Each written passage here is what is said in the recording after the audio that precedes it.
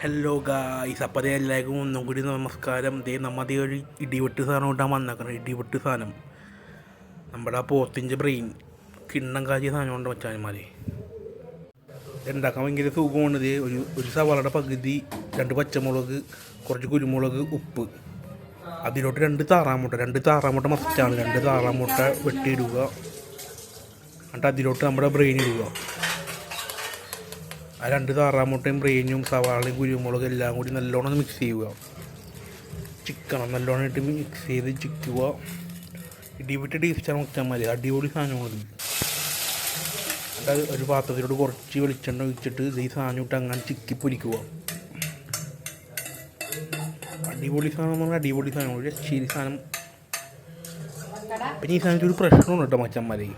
ഇതിങ്ങനെ തിന്നു കഴിഞ്ഞാൽ പിന്നെ നിർത്താൻ പറ്റൂല. അതാണൊരു മെയിൻ പ്രശ്നം. തിന്നുകൊണ്ടിരിക്കാൻ തോന്നും. ഫുള്ള് പ്രോട്ടീനാണ്. അടിപൊളി സാധനമാണത്.